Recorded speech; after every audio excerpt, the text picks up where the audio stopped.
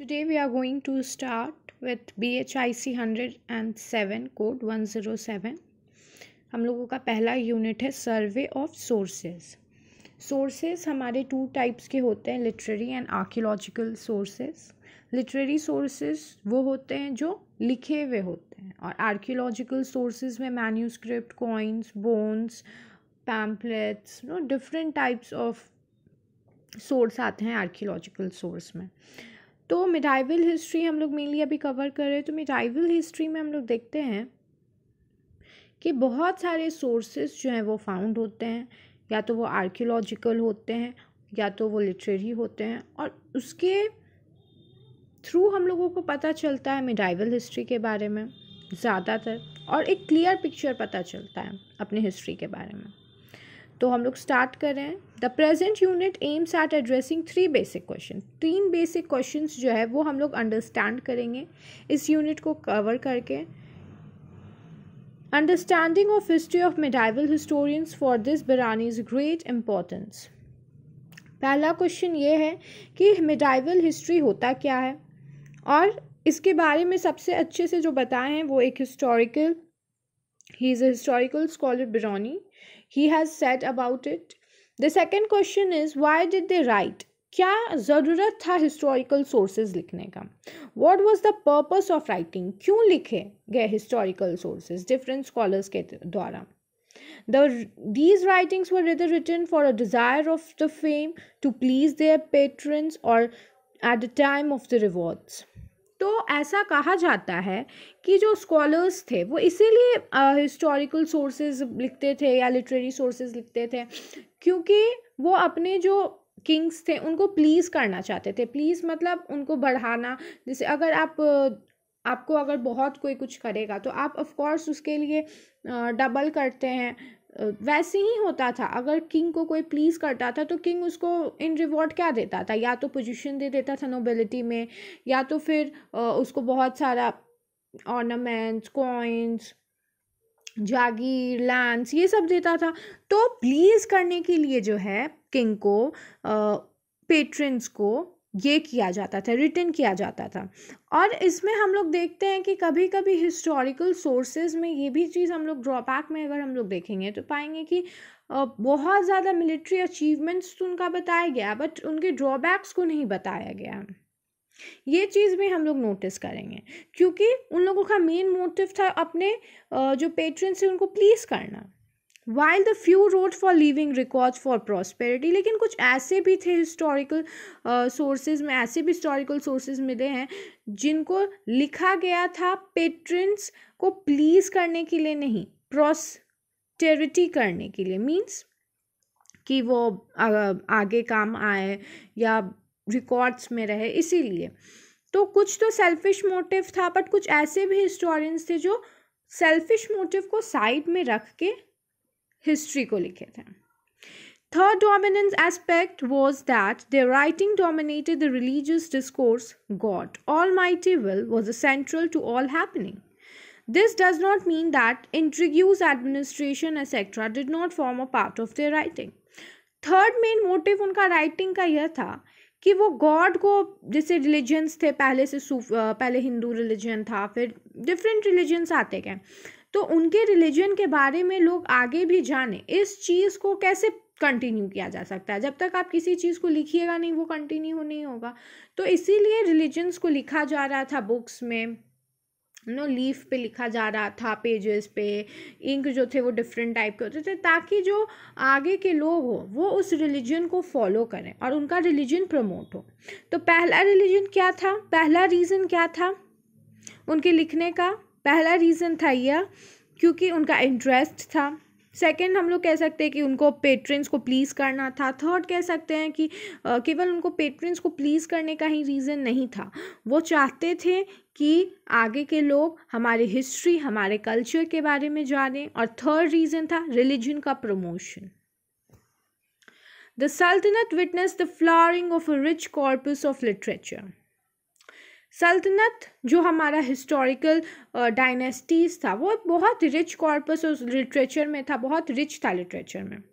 इस पीरियड में हम लोग बहुत सारे लैंग्वेजेस को देखेंगे कि इंट्रोड्यूस होता है और बहुत सारे कल्चर का ग्रोथ होता है, लिटरेचर का ग्रोथ होता है। कल्चर और लिटरेचर दोनों जो है वो बहुत इंपॉर्टेंट पार्ट होता है एक सोसाइटी का। कल्चर से हम लोग देखते हैं कि इंटरेक्ट करते हैं और उससे क्या होता है, हमारा जो कल्चर होता है वो और इन्हांस होते जाता है। अगर हम लोगों को लगता है कि नहीं something is wrong, we should adopt that culture, जो उस कल्चर में ज़्यादा अच्छा, तो इससे क्या हो रहा है, हमारा कल्चर और इन्हांस हो रहा है। तो इंटर कल्चर मिक्सिंग भी बहुत इंपॉर्टेंट था। तो हम लोग सोर्सेज में देखते हैं कि केवल ये जो सोर्स था ये बहुत रिच था। इससे हम लोग डिफरेंट लैंग्वेजेस के बारे में जानते हैं, लिटरेचर के बारे में जानते हैं, कल्चर क्या था पहले का, लोग कैसे थे, किंग्स के बारे में हम लोग जानते हैं, क्या क्या उन लोगों का मिलिट्री अचीवमेंट था, सोशल रिफॉर्म था, अशोका ने क्या क्या सोशल रिफॉर्म किया, क्यों बुद्धिज़्म में गए, उनका धम्मा का पॉलिसी। तो डिफरेंट थिंग्स के बारे में हम लोग सोर्सेज से जानते हैं। तो सोर्सेज जो वो एक बहुत इंपॉर्टेंट रोल प्ले करता है सोसाइटी में। This culture and literary synthesis is manifested in the origin and growth of a synthetic language like Urdu and in the interchange between Persian and Sanskrit. Culture और literary synthesis जो है वो बहुत important role play करता है interchange of culture में। जैसे कि मैंने बताया कि कल्चर का इंटरचेंज होना बहुत ज़रूरी है। इंटरचेंज कल्चर की वजह से हम लोग ये भी देखते हैं कि जो पर्शियन लैंग्वेज में लिखा गया था उसको संस्कृत में कन्वर्ट किया जाता है, ताकि जो चीज़ है, जो मतलब हो सकता है कि पहले के लोग जो हैं उनको पर्शियन लैंग्वेज आता हो, वो उस रिलीजन के बारे में पर्शियन में लिखे थे, बट उसको संस्कृत में कन्वर्ट किया गया ताकि जो लोगों को संस्कृत आता है वो समझ पाए कि उनके रिलीजन में जो लिखा गया है वो क्या लिखा गया है, क्योंकि उनको पर्शियन तो आता नहीं है। तो रीजनल लैंग्वेजेस को भी कन्वर्ट किया गया, बहुत सारी रीजनल लैंग्वेजेस आए जैसे कि Tamil, Bengali, Punjabi, Urdu. So different regional languages का भी क्रिएशन हुआ। The regional languages and literatures, which were considerably influenced by Sanskrit and Persian, mirrored the religious and social and popular attitudes of the period under the study. The Hindi work of Muslims were written like Amir Khusro and Jayasi, as well as the Bengali Vaishnavite poem composed by Bengali Muslim also highlight the process of cultural synthesis operative during this period. बहुत सारे languages का promotion and creation हुआ। Hindi works जो थे उसको मुस्लिम writers के द्वारा लिखा गया, जैसे कि अमीर खुसरो, जयासी। बंगाली वैष्णवाइट पोएम्स जो थे वो लिखे गए, कंपोज किए गए। बंगाली मुस्लिम्स जो थे वो बहुत हाईलाइट होते हैं कल्चर में। तो कल्चर इंटरमिक्सिंग हम लोग देखते हैं सल्तनत पीरियड में, इसलिए सल्तनत पीरियड को बहुत रिच कहा जाता है, क्योंकि इसमें बहुत कुछ कल्चर लिटरेचर में सिग्निफिकेंस देखते हैं, बहुत ज़्यादा एडवांसमेंट होता है। Arabic and Persian historic traditions. Arabic was the language of Islamic world, so the earliest available historical writing of the period were written in the Arabic. Arabic जो था वो बहुत इस्लामिक वर्ल्ड में बहुत फेमस लैंग्वेज था, और जितने भी इस्लामिक वर्ल्ड में हम लोग देखते हैं या अर्ली हिस्टोरिकल राइटिंग्स में हम लोग देखते हैं वो सब अरबिक लैंग्वेज में लिखा हुआ है। जैसे कि KM. Nizami rightly puts it that the Arab tradition cherished democratic ideals and treated history as a biography of nation. Thus, their narrative not just revolves around the story of rulers, political happening and camps. Instead, they speak of the life of a common man. एक बहुत rich scholar जो हैं जिनका culture बहुत rich, knowledge बहुत rich था, KM. निज़ामी, वो बहुत अच्छे से पुट करते हैं कि अरब ट्रेडिशन कितना रिच था और उसके अरब ट्रेडिशन से हम लोगों को क्या क्या पता चलता है। केवल हम लोगों को एक डेमोक्रेटिक आइडियल्स के बारे में नहीं पता चलता है, केवल नेशन के बारे में नहीं पता चलता है कि डेमोक्रेसी क्या था, या केवल किंग्स, रूलर्स, उनके मिलिट्री अचीवमेंट, सोशल रिफॉर्म्स के बारे में नहीं, लेकिन कॉमन पीपल जो थे उनके बारे में भी पता चलता है कि उनका लाइफ कैसा था। Arabic historic tradition encompasses the socio-economic, culture, religious, along with the political and military event, thus was a more democratic in approach. Arabic history tradition can truly be referred to a history of ages. उनका कहना है कि Arabic history और tradition जो है वो बहुत कुछ इनकम्पास करता है। कॉमन मैन का कल्चर के बारे में बताता है, उनका वे ऑफ लिविंग के बारे में बता रहा है, बट उसके साथ ही सोशियो इकोनॉमिक क्या क्या इम्प्रूवमेंट्स थे या क्या क्या सोशियो इकोनॉमिक एडवांसमेंट हो रहे थे सोसाइटी में, कल्चर रिलीजन मिक्सिंग हो रहा था, पॉलिटिकल मिलिट्री इवेंट्स हो रहे थे, फाइट्स हो रहे थे, वॉर्स हो रहे थे, डेमोक्रेटिक अप्रोच जो था उसको बहुत इंपॉर्टेंट बताया गया है। तो ये सब चीज़ के बारे में हम लोगों को अरबिक हिस्ट्री ट्रेडिशन से पता चलता है, इसीलिए इसको एक बहुत इम्पॉर्टेंट सोर्स भी कहा जाता है। अरबिक सोर्स को भी, अरब में जो सोर्स फाउंड हुए थे जो इस्लामिक वर्ल्ड के थे, वो भी एक बहुत इंपॉर्टेंट सोर्सेज हैं, उसको हम लोग इग्नोर नहीं कर सकते।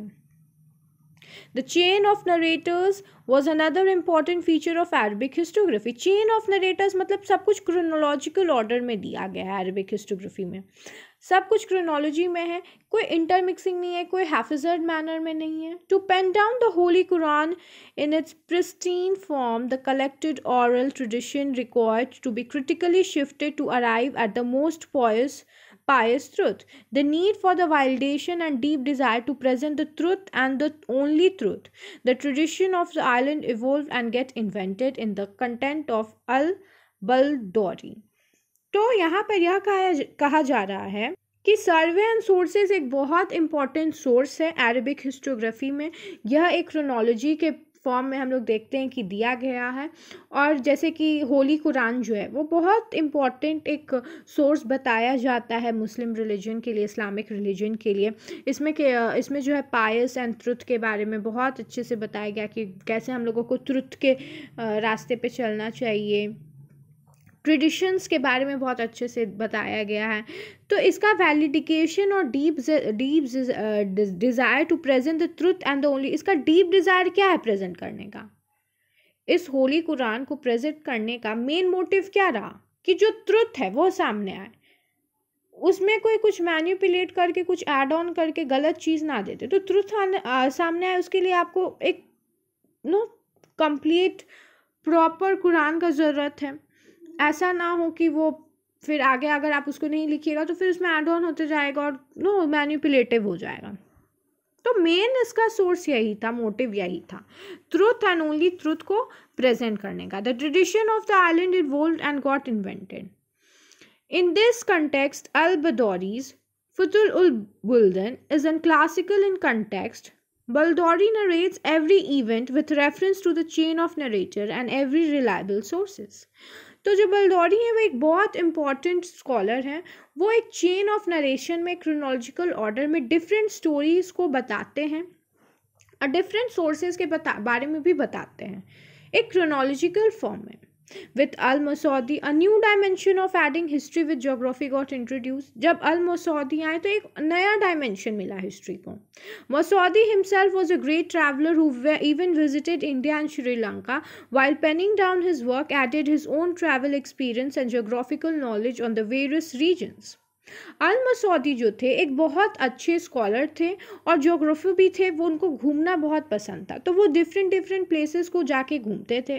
वैसे ही वो इंडिया आए और श्रीलंका भी गए और बहुत कुछ उनको इंडिया श्रीलंका के बारे में पता चला, उसके कल्चर, रिलीजन, लोग कैसे रहते हैं, क्या बोलते हैं, लैंग्वेज क्या है, क्या क्या हो रहा है, क्या सोशल रिफॉर्म है, मिलिट्री रिफॉर्म है, डिफरेंट चीज़ के बारे में उनको पता चला और उसके बारे में उन्होंने लिखा भी, thus making geographical environment a vital component at the backdrop of history. Correlation the geographical fact with human historiographic development. इन्होंने अल-मसूदी ने जोग्राफी और इन्वायरमेंट का इंटरमिक्सिंग किया है, जिसको हम लोग जैसे इंटर रिलीजियस स्टडीज़ होता है वैसे इंटर सब्जेक्ट स्टडीज़, जैसे कि एक सब्जेक्ट को दूसरे सब्जेक्ट से हम लोग जोड़ के देखते हैं कि क्या ऐसा कैसे उसका हिस्ट्री का कैसे ज्योग्राफी से कॉम्बिनेशन है। तो वैसे ही इन्होंने एक बहुत इम्पॉर्टेंट चीज़ बताया कि ज्योग्राफी एक बहुत इम्पॉर्टेंट कॉम्पोनेंट है हिस्ट्री के लिए, दोनों एक वाइटल कॉम्पोनेंट है at the backdrop of history. इन्होंने को रिलेशन बताया हिस्ट्री और ज्योग्राफी का, कैसे ज्योग्राफी इंटरलिंक्ड है हिस्ट्री से, क्योंकि हमारा जो हिस्ट्री है वो पहले कुछ नहीं था, हिस्ट्री क्रिएट ही नहीं होता अगर ज्योग्राफिकल चेंजेस नहीं आता है कि नहीं। तो इन्होंने यही बताया, historical development applying cause and effect thus adding interpretation which is important component of scientific theory. Now in the 11th century another dimension got added. 11th century आया और फिर एक नया डायमेंशन ऐड हो गया, Arabic historiography. That officer and scholars associated with the court began writing the histories of their rulers' events. The drastic changed the tone and form an Arabic history writing. It added the components of personal biases, jealousies, like and dislikes of the ruling aristocracy, and centers started tilting towards the court politics and elites. 11th century में एक हम लोग change देखते हैं historical writing में. Court poets जो रहते हैं, जैसे कि हम लोग देखेंगे आगे जाके डिफरेंट स्कॉलर्स के बारे में पढ़ेंगे, वो केवल अपने जो किंग्स थे, मोनार्कियल सिस्टम था उस समय, जो किंग्स थे उनके बारे में अच्छे शब्द ही लिखते थे, अच्छे बात ही लिखा जाता था. उनके मिलिट्री अचीवमेंट्स को बताया जाता था, सोशियो अचीवमेंट्स को बताया जाता था, उनके अच्छे काम को बताया जा रहा था. काफ़ी बायसनेस और जेलसीज हम लोग देखते हैं उनके राइटिंग में, अरबिक हिस्ट्री में. तो ये जो था एक नेगेटिव पॉइंट था. आपको ड्रॉबैक लिखना है अरबिक हिस्ट्री का तो आप ये लिखिएगा. पॉजिटिव पॉइंट, सिग्निफिकेंस लिखना है तो आप वो सब लिखिएगा कि अरबिक हिस्ट्री से हम लोगों को लैंग्वेज, कल्चर डेवलपमेंट, इंटरमिक्सिंग, ये सब के बारे में पता चलता है. और नेगेटिव पॉइंट में मीन्स ड्रॉबैक, नेगेटिव नहीं, हमेशा ड्रॉबैक लिखा कीजिए, या limitation of the Arabic writing, या ड्रॉबैक लिखिए, नेगेटिव नहीं. Negative positive is not right. तो आपको लिमिटेशंस या ड्रॉबैक्स क्या हुआ इसका, ये काफ़ी जेलसीज हम लोग देखते हैं इसमें है, या पर्सनल ब्यास है इसमें लिखा हुआ, likes dislike of ruling aristocracy के बारे में. तो इसमें काफ़ी बायसनेस है अरबिक राइटिंग, उसको इग्नोर नहीं किया जा सकता है. Now and center started tilting towards court politics and like that on the common man, which is clearly reflected in the writings.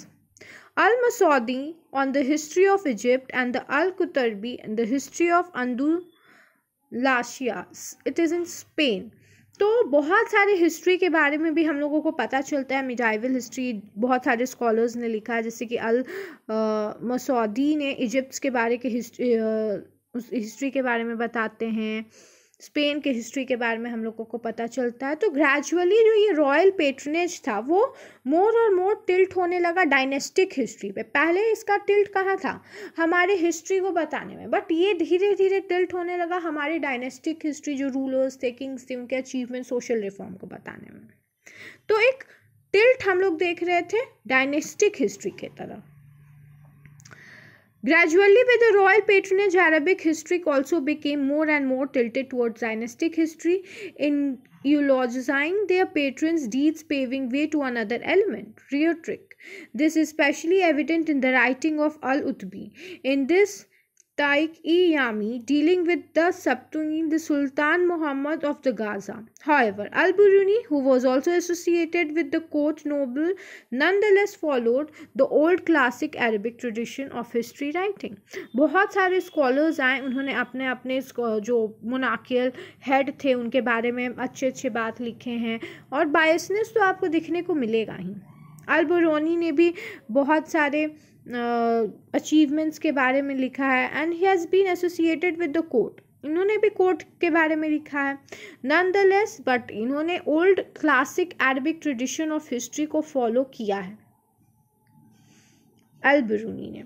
In the Arab context, Ibn Khaldun, मोहम्मदी conceived dynamism of the human society, human associated with emphasis of casuality. He attributes the spirit of solidarity of the clan and the chief factor behind the strength of rulers and dynasties. तो ये दोनों जो writers है, अरब writers, ibn Khaldun and मुकद्दिमा, इन्होंने बहुत सारी human society के बारे में लिखा कि ह्यूमन सोसाइटी कैसा होता है, उनका प्रॉब्लम्स क्या होता है, क्या क्या वो लोग कैजुअलिटीज़, क्या क्या कैजुअलिटी से वो लोग गुजरते हैं, क्या उनका डे ऑफ लाइफ होता है.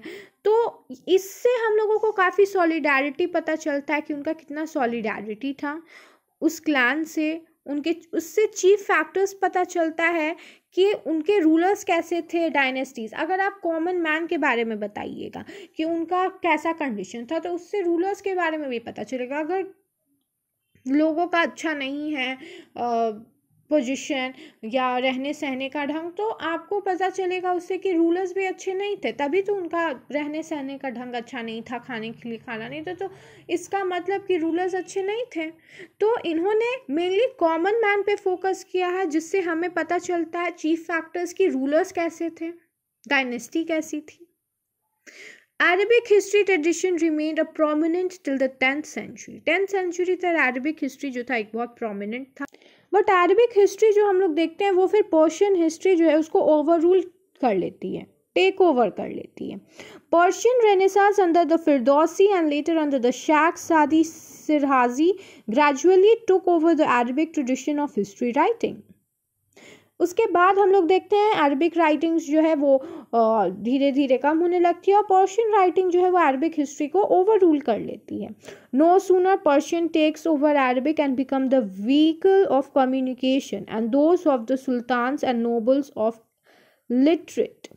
हम लोग देखते हैं कि पर्शियंस और अरबिक्स जो है वो एक नॉर्मल लैंग्वेज हो जाता है, कम्युनिकेशन का बोल चाल की भाषा बन जाती है, और नोबल्स और जो सुल्तान्स थे वो काफ़ी लिटरेट हो जाते हैं इस लैंग्वेज को लेके, काफ़ी कॉमन हो जाते हैं इस लैंग्वेज को लेके। In India it was a Persian historic traditions of the dominant that the Persian writing. हम लोग इंडिया में भी देखते हैं कि पर्शियन राइटिंग का एक काफ़ी डोमिनेंस रहा है बहुत लंबे समय तक। The focus of the Muhammad bin Qasim in India and Al-Burun Kitabul Hind were the written in Arabic styles. Hasan al-Nizami, when asked to compose in Persian, felt disappointed for he considered Arabic as the only proper language to write. जब बहुत सारे languages तो थे ही, but Persian language का और Arabic language का एक अलग importance था। तो जब एक राइटर हैं अल बुरूनी किताब हुल हिंद, जब इनको बोला गया एक इंडियन मोहम्मद बिन कासिम जो रूलर थे उनके द्वारा कि आप कुछ अरबिक स्टाइल में लिखिए, तो Hasan Nizami when asked compose in Persian, but वो जब उनको बोला गया कि आप पर्शियन लैंग्वेज में लिखिए तो वो काफ़ी फेल डिसअपॉइंटेड हुए, क्योंकि अरबिक को वो एक proper language as the for the consider Arabic as the only proper language to write, क्योंकि उनको ऐसा लगता था कि एक अरबिक है जो बहुत इम्पॉर्टेंट लैंग्वेज है और एक प्रॉपर लैंग्वेज है लिखने के लिए। तो हम लोग एक डिस्क्रिमिनेशन भी देख रहे हैं लैंग्वेज को लेके पर्शियन और इसमें। Political Chronicle Delhi Sultanate Hasan Nizami Persian language poet and historian Hasan Nizami was a Persian language poet and historian who lived in 12th and 13th century. He migrated from Nishapur to Delhi in India, where he wrote the Tajul Masir, the first official history of Delhi Sultanate. Political chronicles में हम लोग दिल्ली सल्तनत के बारे में पढ़ेंगे जो हसन निज़ामी के द्वारा लिखा गया पहला। इन्होंने पर्शियन लैंग्वेज में बहुत सारे पोएट हिस्टोरियंस मतलब पोएट्री लिखी है पर्शियन लैंग्वेज में हसन निज़ामी ने, और यह एक बहुत ही रिच पोएट है विथ कल्चर और हिस्टोरियन भी। He is a very good historian. ये 12th और 13th सेंचुरी में लिव किए। ये माइग्रेट किए निशापुर दिल्ली इन इंडिया से लेके निशापुर से दिल्ली तक इन इंडिया, और इनकी जो एक राइटिंग है तजुल मसिर वो बहुत इम्पोर्टेंट राइटिंग और एक first official history of Delhi सल्तनत के बारे में भी बताती है। तजुल मसिर, हसन निज़ामी का तजुल मसिर याद रखिएगा। ज़ियाउद्दीन बरनी कॉल्ड हिम सदर-ई-निज़ामी दिया, तो जो दिल्ली सल्तनत के ज़ियाउद्दीन बरनी थे उन्हें कॉल हिम, जो हसन निज़ामी थे उनको कहा जाता था, उनको यह कहते थे Sadri Nizami. According to the 14th century Persian historian Abdullah Nizami was son of Persian poet Nizami Aruzi, but there is no evidence of substantiate this claim. ऐसा माना जाता है कि यह जो थे हसन निज़ामी यह 14th सेंचुरी के एक पर्शियन हिस्टोरियन थे अब्दुल्ला मुस्तफ़ा निज़ामी, वो उनके सन थे, उनके बेटे थे, बट इसका एक प्रॉपर एविडेंस नहीं मिला कि वो उन्हीं के बेटे थे। निज़ामी ओरिजिनली लिव्ड इन निशापुर, इनका जो ओरिजिनल जगह था वो निशापुर था, भले ही वो बाद में जाके दिल्ली में शिफ्ट कर जाते हैं इन द कोर्शियन regions of present day Iran. आज के समय में जो निशापुर है वो कहाँ है? ईरान में है, खुरासान में। When the region became unsafe because of the Khwarazm conflict, Nizami visited the Imam Raza shrine and sought advice from his religious prospect Muhammad Kufi. Kufi advised him to leave Nishapur and migrate to India. हम लोग देखते हैं कि आगे जाके Iran में बहुत ज़्यादा कॉन्फ्लिक्ट हो जाता है और इस कॉन्फ्लिक्ट को लेके वो जाते हैं निज़ाम के पास, उनके जो रिलीजियस हेड रहते हैं उनके पास, और बोलते हैं कि आप कुछ एडवाइस कीजिए, इतना ज़्यादा कॉन्फ्लिक्ट हो रहा है। उनको एडवाइस करते हैं मोहम्मद कूफ़ी और बोलते हैं मोहम्मद कूफ़ी कि आप जाइए निशापुर से इंडिया में माइग्रेट कर जाइए। और फिर हम लोग देखते हैं कि उनका एक माइग्रेशन होता है निशापुर से इंडिया में, और उसके बाद ही वो दिल्ली सल्तनत के बारे में ग्रेट चीज़ लिखते हैं, जैसे कि तजुल उल मसिर। तो हम लोगों का लेक्चर 1 कंप्लीट हो गया है। यूनिट 1 का लेक्चर 2 पार्ट 2 जो है वो नेक्स्ट वीडियो में मिल जाएगा। Thank you everyone.